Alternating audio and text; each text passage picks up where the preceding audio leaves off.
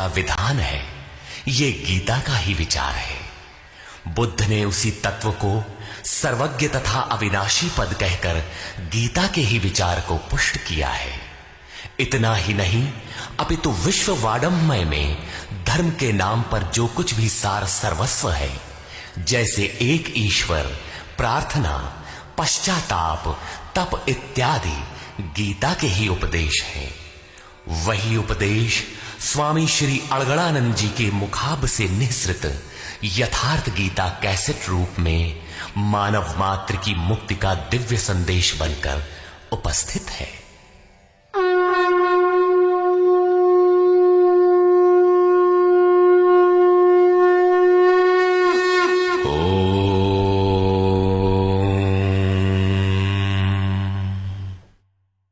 श्री परमात्मने नमः। यथार्थ गीता, श्रीमद् भगवत गीता, अथ पंचमो अध्यायः। अध्याय 3 में अर्जुन ने प्रश्न रखा था कि भगवान, जब ज्ञान योग आपको श्रेष्ठ मान्य है, तो आप मुझे भयंकर कर्मों में क्यों लगाते हैं?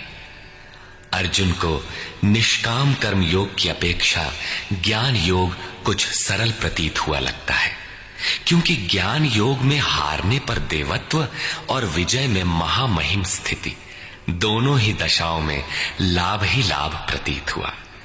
किंतु अब तक अर्जुन ने भली प्रकार समझ लिया था कि दोनों ही मार्गों में कर्म तो करना ही पड़ेगा। योगेश्वर उसे संशय रहित होकर तत्वदर्शी महापुरुष की शरण लेने के लिए भी प्रेरित करते हैं, क्योंकि समझने के लिए वही एक स्थान है। अतः दोनों मार्गों में से एक चुनने से पूर्व उसने निवेदन किया। अर्जुन उवाच।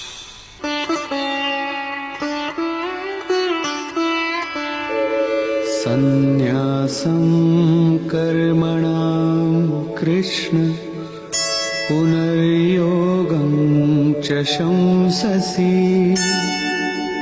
यच्छ्रेय एतयोरेकं तन्मे ब्रूहि सुनिश्चितम्। हे श्री कृष्ण, आप कभी संन्यास माध्यम से किए जाने वाले कर्म की और कभी निष्काम दृष्टि से किए जाने वाले कर्म की प्रशंसा करते हैं। इन दोनों में से एक जो भली प्रकार आपका निश्चय किया हुआ हो, जो परम कल्याणकारी हो, उसे मेरे लिए कहिए। कहीं जाने के लिए आपको 2 मार्ग बताए जाएं, तो आप सुविधाजनक मार्ग अवश्य पूछेंगे। यदि नहीं पूछते तो आप जाने वाले नहीं हैं। इस पर योगेश्वर श्री कृष्ण ने कहा। श्री भगवान उवाच। संन्यासः कर्मयोगश्च निःश्रेयसकरावुभौ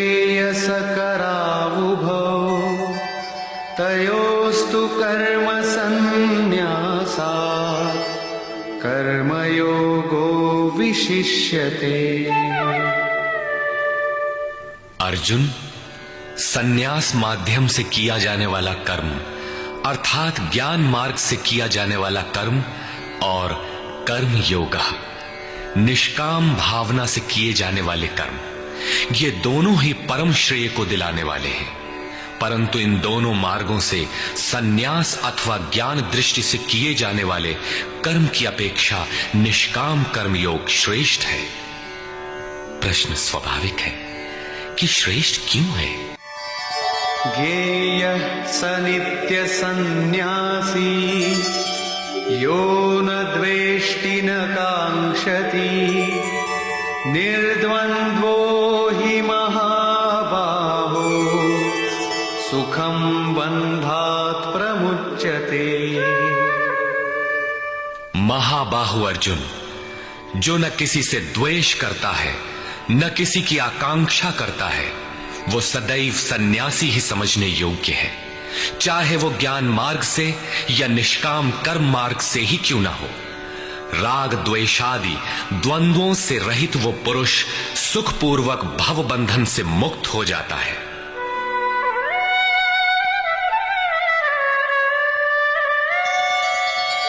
सांख्ययोगौ पृथग् बालाः प्रवदन्ति न पण्डिताः एकमप्यास्थितः सम्यग् उभयोर्विन्दते फलम्। निष्काम कर्मयोग तथा ज्ञान योग, इन दोनों को वही अलग अलग बताते हैं जिनकी समझ इस पथ में अभी बहुत हल्की है, न कि पूर्ण ज्ञाता पंडित लोग। क्योंकि दोनों में से एक में भी अच्छी प्रकार स्थित हुआ पुरुष दोनों के फल रूप परमात्मा को प्राप्त होता है। दोनों का फल एक है, इसलिए दोनों एक ही समान हैं।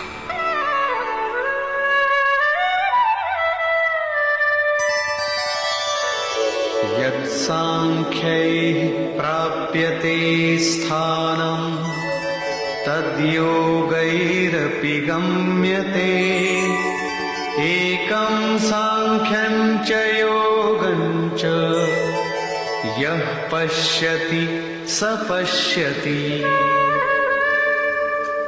जहां सांख्य दृष्टि से कर्म करने वाला पहुंचता है, वहीं निष्काम माध्यम से कर्म करने वाला भी पहुंचता है।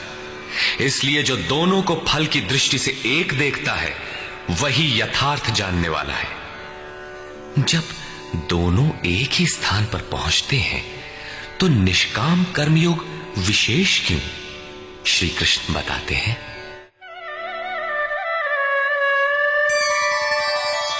संन्यासस्तु महाबाहो दुःखमाप्तुमयो गतः योगयुक्तो मुनिर्ब्रह्म न चिरेणाधिगच्छति। अर्जुन, निष्काम कर्मयोग का आचरण किए बिना संन्यासः का प्राप्त होना दुखप्रद है। जब योग का आचरण प्रारंभ ही नहीं किया तो असंभव सा है। इसलिए भगवत स्वरूप का मनन करने वाला मुनि, जिसकी मन सहित इंद्रियां मौन है, निष्काम कर्मयोग का आचरण करके परब्रह्म परमात्मा को शीघ्र ही प्राप्त हो जाता है। स्पष्ट है कि ज्ञान योग में निष्काम कर्मयोग का ही आचरण करना पड़ेगा, क्योंकि क्रिया दोनों में एक ही है। वही यज्ञ की क्रिया है, जिसका शुद्ध अर्थ है आराधना। दोनों मार्गों में अंतर केवल कर्ता के दृष्टिकोण का है। एक अपनी शक्ति को समझकर हानि लाभ देखते हुए इसी कर्म में प्रवृत्त होता है, और दूसरा निष्काम कर्मयोगी इष्ट पर निर्भर होकर इसी क्रिया में प्रवृत्त होता है। उदाहरणार्थ, एक प्राइवेट पढ़ता है, दूसरा नॉमिनेट। दोनों का पाठ्यक्रम एक ही है, परीक्षा एक है, परीक्षक निरीक्षक दोनों में एक ही है। ठीक इसी प्रकार दोनों के सद्गुरु तत्वदर्शी हैं और एक ही है, केवल दोनों के पढ़ने का दृष्टिकोण भिन्न है। पीछे जैसे श्री कृष्ण ने कहा कि काम और क्रोध दुर्जय शत्रु हैं, अर्जुन इन्हें तू मार। अर्जुन को लगा कि ये तो बड़ा कठिन है, किंतु श्री कृष्ण ने कहा, नहीं, शरीर से परे इंद्रियां हैं, इंद्रियों से परे मन है, मन से परे बुद्धि है, बुद्धि से परे तुम्हारा स्वरूप है। तुम वहां से प्रेरित हो। इस प्रकार अपनी शक्ति को सामने रखकर स्वावलंबी होकर कर्म में प्रवृत्त होना ज्ञान योग है। समर्पण के साथ इष्ट पर निर्भर होकर उसी कर्म में प्रवृत्त होना निष्काम कर्म योग है। दोनों की क्रिया एक है और परिणाम भी एक ही है। इसी पर बल देकर योगेश्वर श्री कृष्ण यहां कहते हैं कि योग का आचरण किए बिना संन्यास अर्थात शुभाशुभ कर्मों के अंत की स्थिति का प्राप्त होना असंभव है। श्री कृष्ण के अनुसार ऐसा कोई योग नहीं है कि हाथ पर हाथ रखकर बैठे बैठे कहो कि मैं परमात्मा हूं, शुद्ध हूं, बुद्ध हूं, मेरे लिए न तो कर्म है न बंधन, मैं भला बुरा कुछ करता दिखाई पड़ता भी हूं तो इंद्रियां अपने अर्थों में बरत रही हैं। ऐसा पाखंड श्री कृष्ण के शब्दों में कदापि नहीं है। साक्षात योगेश्वर भी अपने अनन्य सखा अर्जुन को बिना कर्म की ये स्थिति नहीं दे सके। यदि ऐसा वे कर सकते तो गीता की आवश्यकता ही क्या थी। कर्म तो करना ही पड़ेगा। कर्म करके ही संन्यास की स्थिति को पाया जा सकता है और योग युक्त पुरुष शीघ्र ही परमात्मा को प्राप्त हो जाता है। योग युक्त पुरुष के लक्षण क्या है, इस पर कहते हैं,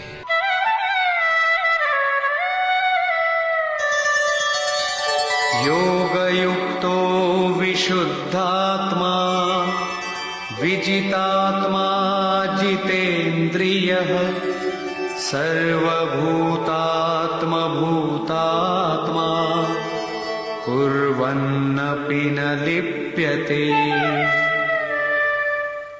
विशेष रूप से जीता हुआ है शरीर जिसका, जीती हुई है इंद्रियां जिसकी, और विशेष रूप से शुद्ध है अंतःकरण जिसका, ऐसा पुरुष संपूर्ण भूत प्राणियों की आत्मा के मूल उद्गम परमात्मा से एक ही भाव हुआ योग से युक्त है। वो कर्म करता हुआ भी उससे लिप्त नहीं होता। तो करता क्यों है? पीछे वालों में परम कल्याणकारी बीज का संग्रह करने के लिए लिप्त क्यों नहीं होता? क्योंकि संपूर्ण प्राणियों का जो मूल उद्गम है, जिसका नाम परम तत्व परमात्मा है, उस तत्व में वो स्थित हो गया। आगे कोई वस्तु नहीं जिसकी शोध करे। पीछे वाली वस्तुएं छोटी पड़ गई तो भला आसक्ति किसमें करे? इसलिए वो कर्मों से आवृत्त नहीं होता। ये योग युक्त की पराकाष्ठा का चित्रण है। पुनः योग युक्त पुरुष की रहनी स्पष्ट करते हैं कि वो करते हुए भी उससे लिप्त क्यों नहीं होता। नैव किंचित करोमीति युक्तो मन्येत तत्त्ववित् पश्यन् शृण्वन् स्पृशन् जिघ्रन् अश्नन् गच्छन् स्वपन् श्वसन् प्रलपन् विसृजन् गृह्णन् उन्मिषन् निमिषन्नपि इन्द्रियाणीन्द्रियार्थेषु वर्तन्त इति धारयन्। परम तत्व परमात्मा को साक्षात्कार सहित जानने वाले योग युक्त पुरुष की ये मन स्थिति अर्थात अनुभूति है कि मैं किंचित मात्र भी कुछ नहीं करता हूं। ये उसकी कल्पना नहीं, बल्कि ये स्थिति उसने कर्म करके पाई है। अब प्राप्ति के पश्चात वो सब कुछ सुनता हुआ, स्पर्श करता, सूंघता, भोजन करता, गमन करता, सोता, श्वास लेता, त्याग करता, ग्रहण करता, आंखों को खोलता और मीचता हुआ भी इंद्रियां अपने अर्थों में बरतती हैं। ऐसी धारणा वाला होता है परमात्मा से बढ़कर कुछ है ही नहीं, और जब उसमें वो स्थित ही है तो उससे बढ़कर किस सुख की कामना से वो किसी का स्पर्श इत्यादि करेगा। यदि कोई श्रेष्ठ वस्तु आगे होती तो आसक्ति अवश्य रहती, किंतु प्राप्ति के बाद अब और आगे जाएगा कहां और पीछे त्यागेगा क्या? इसलिए योग युक्त पुरुष लिप्त नहीं होता। इसी को एक उदाहरण के माध्यम से प्रस्तुत करते हैं। ब्रह्मण्याधाय कर्माणि संगं त्यक्त्वा करोति यः लिप्यते न स पापेन पद्मपत्रमिवाम्भसा। कमल कीचड़ में होता है, उसका पत्ता पानी के ऊपर तैरता है, लहरें रात दिन उसके ऊपर से गुजरती हैं, किंतु आप पत्ते को देखें, सूखा मिलेगा। जल की एक बूंद भी उस पर टिक नहीं पाती। कीचड़ और जल में रहते हुए भी वो उससे लिप्त नहीं होता। ठीक इसी प्रकार जो पुरुष सब कर्मों को परमात्मा में विलय करके साक्षात्कार के साथ ही कर्मों का विलय होता है, इससे पूर्व नहीं। आसक्ति को त्याग करके अब आगे कोई वस्तु नहीं, अतः आसक्ति नहीं रहती, इसलिए आसक्ति को त्याग कर कर्म करता है। वो भी इसी प्रकार लिप्त नहीं होता। फिर वो करता क्यों है? आप लोगों के लिए, समाज के कल्याण साधन के लिए, पीछे वालों के मार्गदर्शन के लिए। इसी पर बल देते हैं। कायेन मनसा बुद्ध्या केवलैरिन्द्रियैरपि योगिनः कर्म कुर्वन्ति संगम त्यक्त्वात्मशुद्धये। योगी जन केवल इंद्रिय, मन, बुद्धि और शरीर द्वारा भी आसक्ति त्याग कर आत्मशुद्धि के लिए कर्म करते हैं। जब कर्म ब्रह्म में विलय हो चुके तो क्या अब भी आत्मा अशुद्ध ही है? नहीं, वे सर्वभूतात्म भूतात्मा हो चुके हैं। संपूर्ण प्राणियों में वे अपनी ही आत्मा का प्रसार पाते हैं।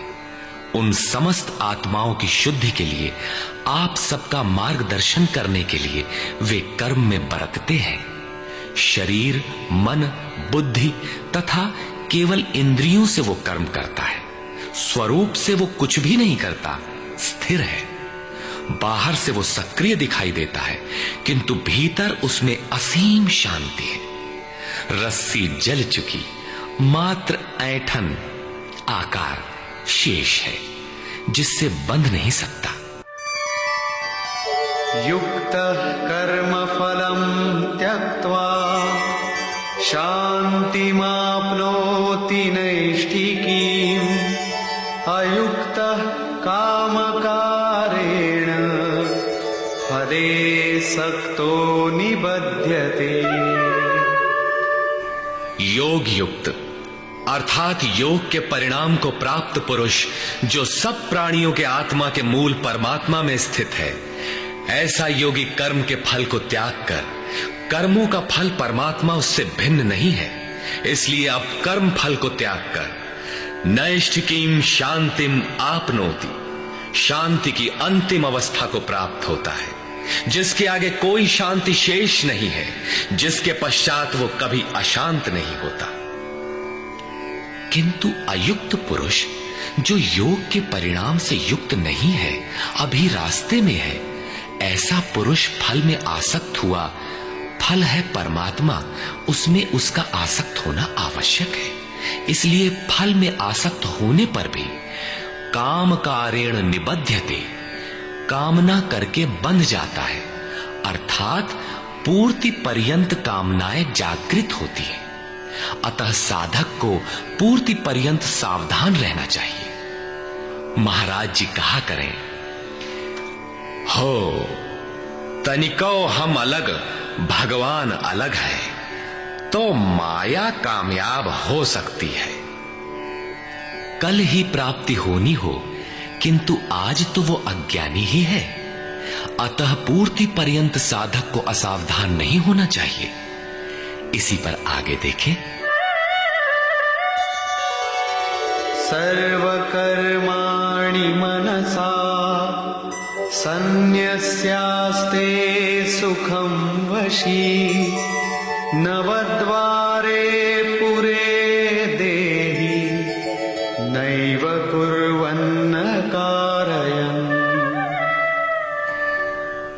जो संपूर्ण रूप से स्ववश है, जो शरीर, मन, बुद्धि और प्रकृति से परे स्वयं में स्थित है, ऐसा वशी पुरुष निसंदेह न कुछ करता है न कराता है।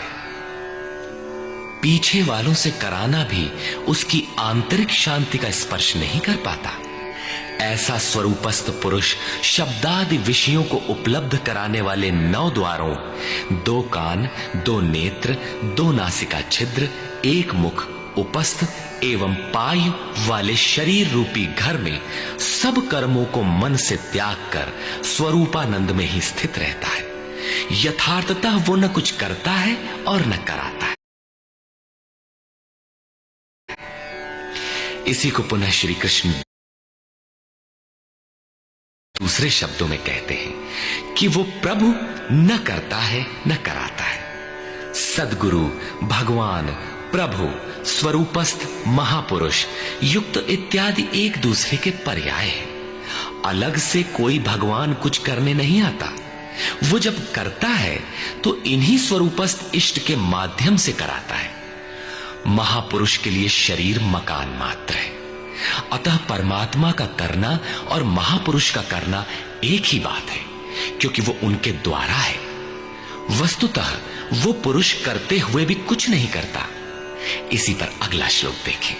न कर्तृत्वं न कर्माणि लोकस्य सृजति प्रभुः न कर्मफल संयोगं स्वभावस्तु प्रवर्तते।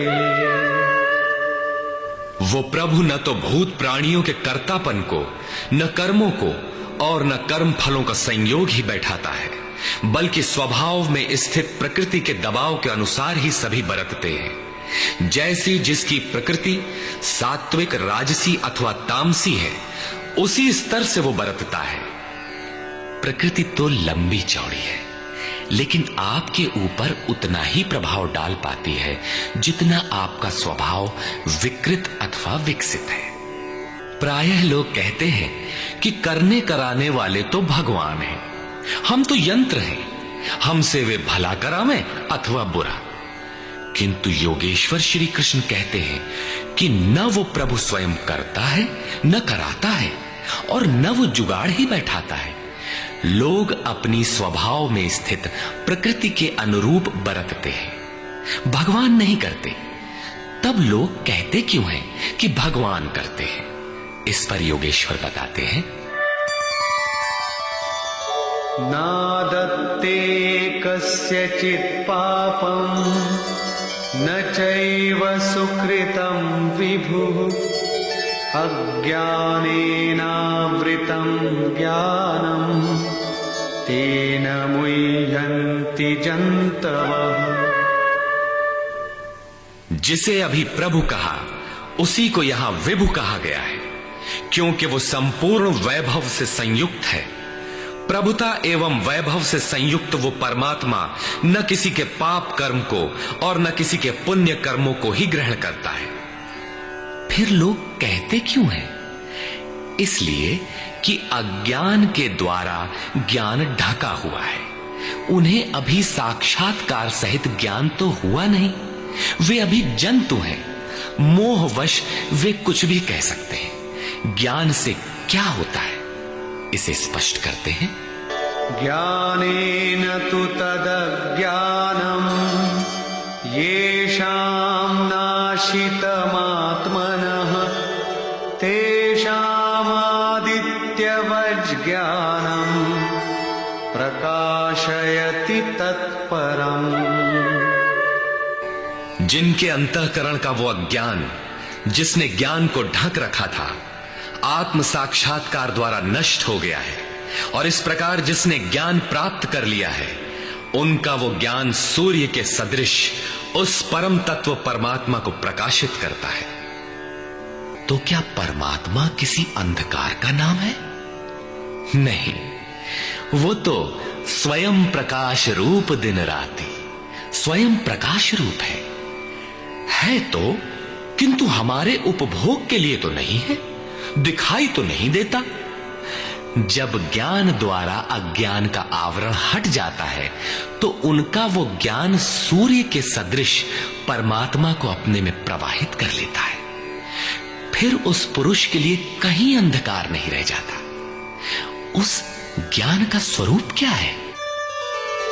तद्बुद्धयस्तदात्मानः तन्निष्ठास्तत्परायणाः गच्छन्त्य पुनरावृत्तिं ज्ञाननिर्धूतकल्मषाः।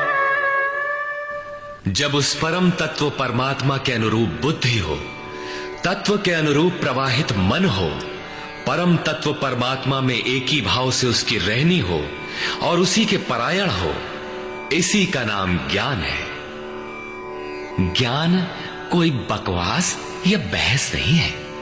इस ज्ञान द्वारा पाप रहित हुआ पुरुष पुनरागमन रहित परम गति को प्राप्त होता है। परम गति को प्राप्त पूर्ण जानकारी से युक्त पुरुष ही पंडित कहलाते हैं। आगे देखें। विद्या विनय संपन्ने ब्राह्मणे गविहस्तिनि हस्तिनी शुनि चैव श्वपाके च पंडिताः समदर्शिनः। ज्ञान के द्वारा जिनका पाप शमन हो चुका है, जो अपनावर्ती परम गति को प्राप्त है, ऐसे ज्ञानी जन विनय युक्त ब्राह्मण तथा चांडाल में, गाय और कुत्ते में तथा हाथी में समान दृष्टि वाले होते हैं। उनकी दृष्टि में विद्या विनय युक्त ब्राह्मण न तो कोई विशेषता रखता है और न चांडाल कोई हीनता रखता है। न गाय धर्म है और न कुत्ता अधर्म, और न हाथी विशालता ही रखता है। ऐसे पंडित ज्ञाता जन समदर्शी और समवर्ती होते हैं। उनकी दृष्टि चमड़ी पर नहीं रहती, बल्कि आत्मा पर पड़ती है। अंतर केवल इतना है, विद्या विनय संपन्न स्वरूप के समीप है और शेष कुछ पीछे है। कोई एक मंजिल आगे है तो कोई पिछले पड़ाव पर। शरीर तो वस्त्र है। उनकी दृष्टि वस्त्र को महत्व नहीं देती, अपितु उनके हृदय में स्थित आत्मा पर पड़ती है। इसलिए वे कोई भेद नहीं रखते। श्री कृष्ण ने पर्याप्त गो सेवा की थी। उन्हें गाय के प्रति गौरवपूर्ण शब्द कहना चाहिए था, किंतु उन्होंने ऐसा कुछ भी नहीं कहा। श्री कृष्ण ने गाय को धर्म में कोई स्थान नहीं दिया। उन्होंने केवल इतना माना कि अन्य जीव आत्माओं की तरह उसमें भी आत्मा है। गाय का आर्थिक महत्व जो भी हो, उसका धार्मिक वैशिष्ट्य परिवर्ती लोगों की देन है। श्री कृष्ण ने पीछे बताया कि अविवेकियों की बुद्धि अनंत शाखाओं वाली होती है, इसलिए वे अनंत क्रियाओं का विस्तार कर लेते हैं। जबकि निष्काम कर्म योग में अर्जुन निर्धारित क्रिया एक ही है, यज्ञ की प्रक्रिया आराधना। अपुनरावृत्ति वाला ऐसा महापुरुष उस विद्या विनय संपन्न ब्राह्मण, चांडाल, कुत्ते, हाथी और गाय सब पर समान दृष्टि वाला होता है, क्योंकि उसकी दृष्टि हृदय स्थित आत्म स्वरूप पर पड़ती है। ऐसे महापुरुष को परम गति में क्या मिला है और कैसे, इस पर प्रकाश डालते हुए योगेश्वर श्री कृष्ण बताते हैं। इहैव तैर्जितः सर्गो येषां साम्ये स्थितं मनः निर्दोषं हि समं ब्रह्म तस्माद् ब्रह्मणि ते स्थिताः। उन पुरुषों द्वारा जीवित अवस्था में ही संपूर्ण संसार जीत लिया गया, जिनका मन समत्व में स्थित है। मन के समत्व का संसार जीतने से क्या संबंध? संसार मिट ही गया तो वो पुरुष रहा कहां? श्री कृष्ण कहते हैं, निर्दोषम हि समम ब्रह्म। वो ब्रह्म निर्दोष और सम है। इधर उनका मन भी निर्दोष और सम स्थिति वाला हो गया। तस्मात् ब्रह्मणि ते स्थिताः। इसलिए वो ब्रह्म में स्थित हो जाता है। इसी का नाम अपुनरावर्ती परम गति है। ये कब मिलता है? जब संसार रूपी शत्रु जीतने में आ जाए। संसार कब जीतने में आता है? जब मन का निरोध हो जाए, समत्व में प्रवेश पा जाए, क्योंकि मन का प्रसार ही जगत है। जब वो ब्रह्म में स्थित हो जाता है, तब ब्रह्मविद का लक्षण क्या है, उसकी रहनी स्पष्ट करते हैं। न प्रहिष्येत् प्रियं प्राप्य नो द्विजेत् प्राप्य चाप्रियं स्थिरबुद्धिरसम्मूढो ब्रह्मविद् ब्रह्मणि स्थितः।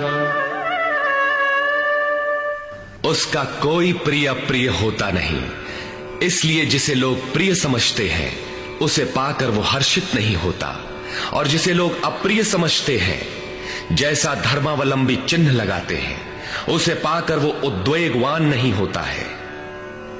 ऐसा स्थिर बुद्धि, असम्मूढ़, संशय रहित ब्रह्मविद, ब्रह्म से संयुक्त ब्रह्मवेत्ता, ब्रह्मणि स्थितः, परात्पर ब्रह्म में सदैव स्थित है। बाह्यस्पर्शेष्वसक्तात्मा विन्दत्यात्मनि यत् सुखम् स ब्रह्मयोगयुक्तात्मा सुखमक्षयमश्नुते। बाहर संसार के विषय भोगों में अनासक्त पुरुष अंतरात्मा में स्थित जो सुख है उस सुख को प्राप्त होता है। वो पुरुष ब्रह्म योग युक्त आत्मा, पर ब्रह्म परमात्मा के साथ मिलन से युक्त आत्मा वाला है। इसलिए वो अक्षय आनंद का अनुभव करता है, जिस आनंद का कभी क्षय नहीं होता। इस आनंद का उपभोग कौन कर सकता है? जो बाहर के विषय भोगों से अनासक्त है। तो क्या भोग बाधक हैं? भगवान श्री कृष्ण कहते हैं, ये हि संस्पर्शजा भोगा दुःखयोनय एव ते आद्यन्तवन्तः कौन्तेय न तेषु रमते बुधः। केवल त्वचा ही नहीं, सभी इंद्रियां स्पर्श करती हैं। देखना आंख का स्पर्श है, सुनना कान का स्पर्श है। इसी प्रकार इंद्रियों और विषयों के संयोग से उत्पन्न होने वाले सभी भोग यद्यपि भोगने में प्रिय प्रतीत होते हैं, किंतु निसंदेह वे सब दुख योनयः, दुखद योनियों के ही कारण हैं। ये भोग ही योनियों के कारण हैं। इतना ही नहीं, वे भोग पैदा होने और मिटने वाले हैं, नाशवान हैं। इसलिए कौन्तेय, विवेकी पुरुष उनमें नहीं फंसते। इंद्रियों के इन स्पर्शों में रहता क्या है? काम और क्रोध, राग और द्वेष। इस पर श्री कृष्ण कहते हैं, शक्नोति हैव यः सोढुम् प्राक्शरीरविमोक्षणात् कामक्रोधोद्भवं वेगं स युक्तः स सुखी नरः। इसलिए जो मनुष्य शरीर के नाश होने से पहले ही काम और क्रोध से उत्पन्न हुए वेग को सहन करने में, मिटा देने में सक्षम है, वही नर रमन करने वाला है। वही इस लोक में योग से युक्त है और वही सुखी है। जिसके पीछे दुख नहीं है, उस सुख में अर्थात परमात्मा में स्थिति वाला है। जीते जी ही इसकी प्राप्ति का विधान है, मरने पर नहीं। संत कबीर ने इसी को स्पष्ट किया, अवधू जीवत में कर आए हैं, इन्हें आप जीते। इसी पुरुष के लक्षण पुनः बता रहे हैं। योऽन्तः सुखोऽन्तरारामः तथान्तर्ज्योतिरेव यः स योगी ब्रह्मनिर्वाणम् ब्रह्मभूतोऽधिगच्छति। जो व्यक्ति अंतरात्मा में ही सुख वाला, अंतरारामः, अंतरात्मा में ही आराम वाला, तथा जो अंतरात्मा में ही प्रकाश वाला, साक्षात्कार वाला है, वही योगी ब्रह्मभूत, ब्रह्म के साथ एक होकर ब्रह्म निर्वाणम, वाणी से परे ब्रह्म, शाश्वत ब्रह्म को प्राप्त होता है। अर्थात पहले विकारों, काम क्रोध का अंत, फिर दर्शन, फिर प्रवेश। आगे देखें, लभन्ते ब्रह्मनिर्वाणम् ऋषयः क्षीणकल्मषाः छिन्नद्वैधायतात्मानः सर्वभूतहिते रताः। परमात्मा का साक्षात्कार करके जिनका पाप नष्ट हो गया है, जिनकी दुविधाएं नष्ट हो गई हैं, संपूर्ण प्राणियों के हित में जो लोग लगे हुए हैं, प्राप्ति वाले ही ऐसा कर सकते हैं। जो स्वयं गड्ढे में पड़ा है, वो दूसरों को क्या बाहर निकालेगा। इसलिए करुणा महापुरुष का स्वाभाविक गुण हो जाता है। तथा यतात्मानः जितेंद्रिय ब्रह्मवेत्ता पुरुष शांत पर ब्रह्म को प्राप्त होते हैं, उसी महापुरुष की स्थिति पर पुनः प्रकाश डालते हैं। काम क्रोध वियुक्तानां यतीनां यतचेतसाम् अभितो ब्रह्म निर्वाणं वर्तते विदितात्मनाम्। काम और क्रोध से रहित जीते हुए चित्त वाले परमात्मा का साक्षात्कार किए हुए ज्ञानी पुरुषों के लिए सब ओर से शांत पर ब्रह्म ही प्राप्त है। बार बार योगेश्वर श्री कृष्ण उस पुरुष की रहनी पर बल दे रहे हैं जिससे प्रेरणा मिले। प्रश्न लगभग पूर्ण हुआ। अब वे पुनः बल देते हैं कि इस स्थिति को प्राप्त करने का आवश्यक अंग श्वास प्रश्वास का चिंतन है। यज्ञ की प्रक्रिया में प्राण का अपान में हवन, अपान का प्राण में हवन, प्राण अपान दोनों की गति का निरोध उन्होंने बताया था, उसी को समझा रहे हैं।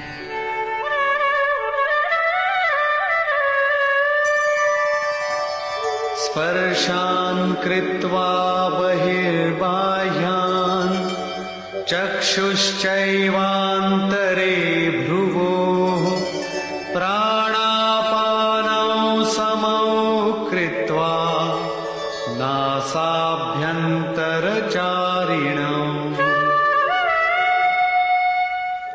यतेन्द्रियमनोबुद्धिः मुनिर्मोक्षपरायणः विगतेच्छाभयक्रोधो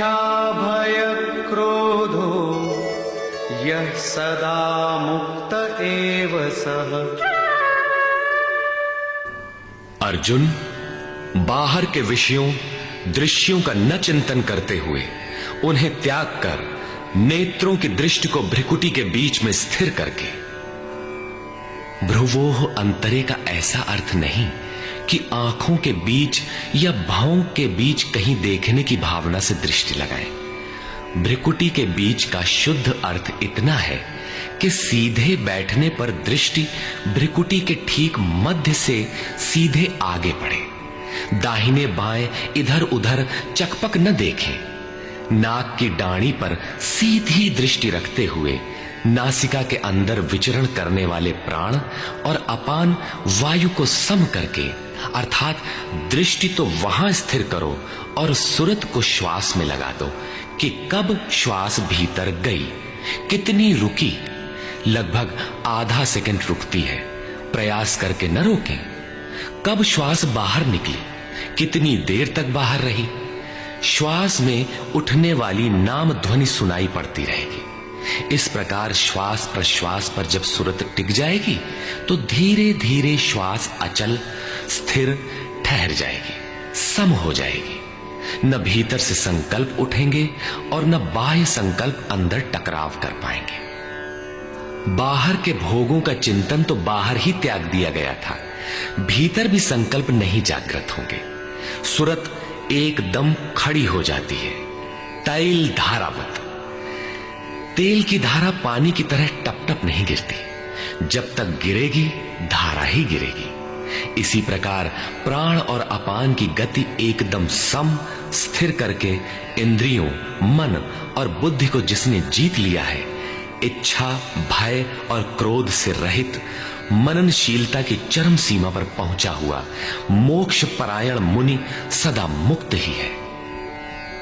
मुक्त होकर वो कहां जाता है, क्या पाता है? इस पर कहते हैं, भोक्तारं यज्ञ तपसां सर्वलोकमहेश्वरं सुहृदं सर्वभूतानां ज्ञात्वा मां शान्तिमृच्छति। वो मुक्त पुरुष मुझे यज्ञ और तपों को भोगने वाला, संपूर्ण लोकों के ईश्वरों का भी ईश्वर, संपूर्ण प्राणियों का स्वार्थ रहित हितैषी, ऐसा साक्षात जानकर शांति को प्राप्त होता है। योगेश्वर श्री कृष्ण कहते हैं कि उस पुरुष के श्वास प्रश्वास के यज्ञ और तप का भोक्ता मैं हूं। यज्ञ और तप अंत में जिसमें विलय होते हैं वो मैं हूं, वो मुझे प्राप्त होता है। यज्ञ के अंत में जिसका नाम शांति है वो मेरा ही स्वरूप है। वो मुक्त पुरुष मुझे जानता है और जानते ही मुझे प्राप्त हो जाता है। इसी का नाम शांति है। जैसे मैं ईश्वरों का भी ईश्वर हूं, वैसे ही वो भी है। निष्कर्ष, इस अध्याय के आरंभ में अर्जुन ने प्रश्न किया कि कभी तो आप निष्काम कर्म योग की प्रशंसा करते हैं और कभी आप संन्यास मार्ग से कर्म करने की प्रशंसा करते हैं। अतः दोनों में एक को जो आपका सुनिश्चित किया हो, परम कल्याणकारी हो, उसे कहिए। श्री कृष्ण ने बताया, अर्जुन, परम कल्याण तो दोनों में है। दोनों में वही निर्धारित यज्ञ की क्रिया ही की जाती है। फिर भी निष्काम कर्मयोग विशेष है। बिना इसे किए संन्यास अर्थात शुभाशुभ कर्मों का अंत नहीं होता। संन्यास मार्ग नहीं, मंजिल का नाम है। योग युक्त ही सन्यासी है। योग युक्त के लक्षण बताए कि वही प्रभु है। वह न करता है न कुछ कराता है, बल्कि स्वभाव में प्रकृति के दबाव के अनुरूप लोग व्यस्त हैं। जो साक्षात मुझे जान लेता है वही ज्ञाता है, वही पंडित है। यज्ञ के परिणाम में लोग मुझे जानते हैं। श्वास प्रश्वास का जप और यज्ञ तप जिसमें विलय होते हैं, मैं ही हूं। यज्ञ के परिणाम स्वरूप मेरे को जानकर वे जिस शांति को प्राप्त होते हैं वह भी मैं ही हूं। अर्थात श्री कृष्ण जैसा महापुरुष जैसा स्वरूप उस प्राप्ति वाले को भी मिलता है। वह भी ईश्वरों का ईश्वर, आत्मा का भी आत्म स्वरूपमय हो जाता है। उस परमात्मा के साथ एक ही भाव पा लेता है। अर्थात एक होने में जन्म चाहे जितने लगे। इस अध्याय में स्पष्ट किया कि यज्ञ तपों का भोक्ता महापुरुषों के भी अंदर रहने वाली शक्ति महेश्वर है। अतः ओम तत्सदिति श्रीमद्भगवद्गीता सूपनिषत्सु ब्रह्म विद्यायाम योग शास्त्रे श्री कृष्णार्जुन संवादे यज्ञ भोक्ता महापुरुषस्त महेश्वरः नाम पंचमोऽध्यायः। इस प्रकार स्वामी अड़गड़ानंद कृत श्रीमद् भगवद गीता के भाष्य यथार्थ गीता का 5वां अध्याय पूर्ण होता है। हरि ओम तत्सत।